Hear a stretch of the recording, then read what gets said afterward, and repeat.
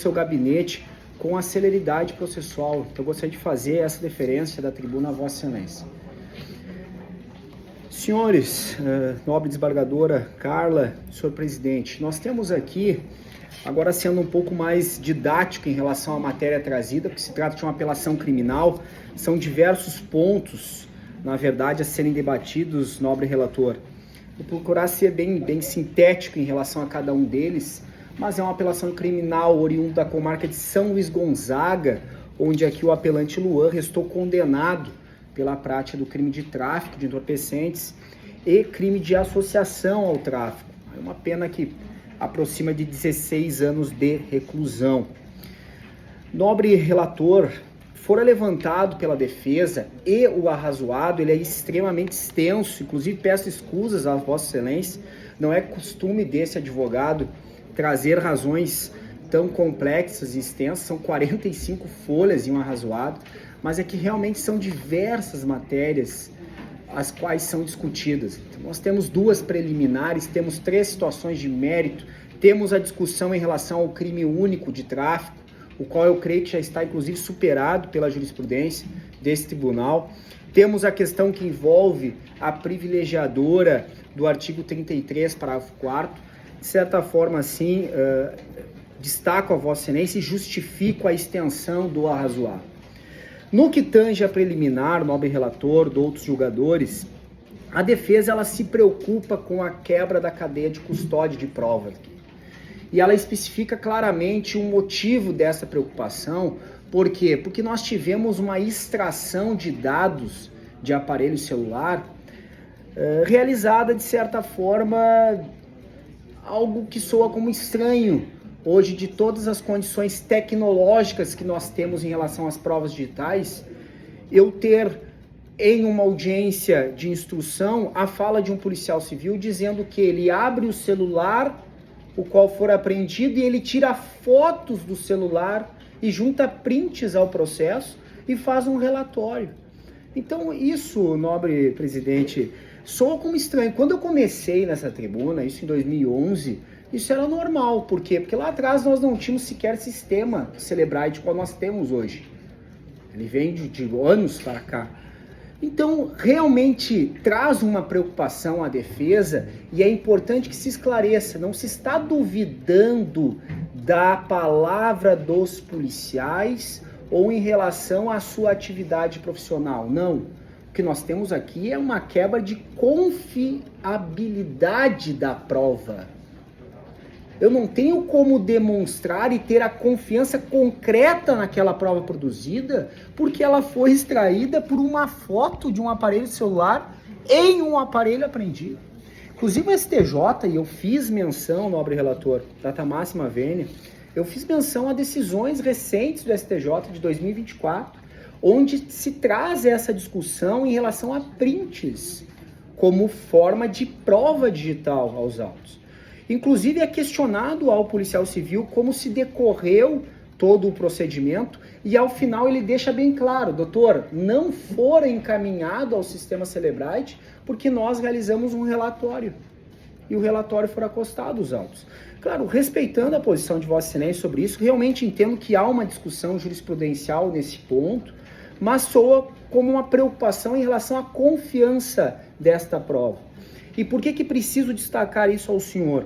Porque foi através desta prova, e tão somente, que o nome do apelante Luan, ele entra dentro da investigação. Ou seja, eu não tenho nenhuma investigação preliminar que indique o apelante Luan como responsável pela traficância naquele local. Inclusive, quando a Brigada Militar ela vai até o local oriundo de denúncias anônimas, que ela faz a prisão dos outros 2 corréus. Inclusive é importante frisar aqui, nobre julgadores, quantidade ínfima de entorpecentes. Muito embora eu tenha uma variedade, mas são gramagens, são gramas apreendidas. Nós não temos sequer quilos aqui apreendidos, nós temos gramas. Então realmente é uma quantidade ínfima de entorpecente apreendido. Na ocasião, isso agosto do ano de 2023, o acusado sequer era citado naquela investigação. 2 meses após, quando vem este relatório, esclarece a autoridade policial de que através de conversas que foram retiradas do aplicativo de WhatsApp, se indica o nome dele como um suposto coordenador da traficância naquela região. Inclusive é trazido por um dos policiais ouvido em sede de audiência de que lá naquela residência onde for apreendido essa quantidade ínfima de entorpecente, teria sido apreendido um documento do apelante Luan. E esse documento ele não está juntado aos autos. Inclusive, o documento sequer é citado na própria denúncia. Então, por isso que algumas situações, nobre relator, confortam este defensor de vir perante o senhor e dizer, olha, nós temos uma insuficiência probatória em relação ao Luan no que tange a caracterização do tráfico de entorpecentes. E essa insuficiência se dá por meio de uma ausência de investigação preliminar, segundo, por uma dúvida em relação à forma como os dados deste aparelho celular foram extraídos, e terceiro, por qualquer ausência de vinculação do acusado com relação aos dois demais corréus que foram denunciados no feito. E partindo desta vinculação, eu chego ao artigo 35, que também é uma das preocupações da defesa, porque o acusado aqui ele fora condenado por 5 anos e uns quebrados dentro deste tipo penal que indica a associação. Não há absolutamente nada nesse sentido que esclareça uma permanência, uma habitualidade entre o apelante e os demais réus. Da mesma forma, inclusive nós tivemos casos agora recentes julgados pela Câmara, os quais afastaram a condenação pelo crime do artigo 35. Prosseguindo, nobre relator, e finalizando agora as teses, como destaquei, procuro ser mais sintético, até porque o arrazoado ele é extenso, o arrazoado defensivo. Nós chegamos a uma grande preocupação desse defensor, não é a primeira vez que eu discuto isso nesta Câmara, em outras também, que é a tese que envolve o crime único relativo ao tráfico de entorpecentes. Nós sabemos que tráfico é crime permanente. Não pode a autoridade judicial de origem entender como uma aplicação de crime continuado. E aí há inclusive um aumento da pena do apelante em 1/4 em virtude deste reconhecimento. Lá alega a juíza de origem que foram 4 fatos narrados na denúncia, 4 ou 5 apreensões em relação à imputação do apelante Luan. Na verdade, nós temos mais alguns fatos que imputaram tão somente aos corréus. E que estes fatos ocorrerem em uma continuidade delitiva. Não, esses fatos ocorrerem em permanência delitiva. Nós temos um crime único aqui, caso ele seja reconhecido. Então postula esse defensor o afastamento do artigo 71, assim como postula o afastamento da majorante do artigo 40, porque nós não temos nada discutido em relação à participação de adolescentes no caso concreto. Essa prova ela não ficou muito bem debatida pela acusação e no entender deste defensor não há um elemento concreto da sua existência.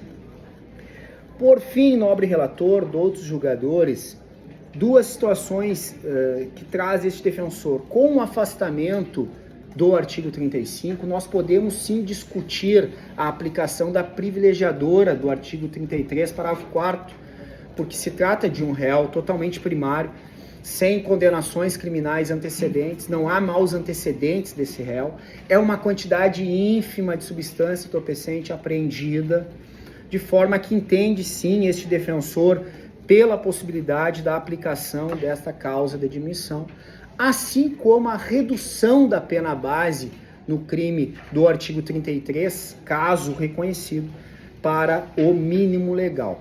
Desta forma, senhor presidente, atingindo aqui 10 minutos da minha fala, quero agradecer mais uma vez pela ascensão de todos, pelo respeito.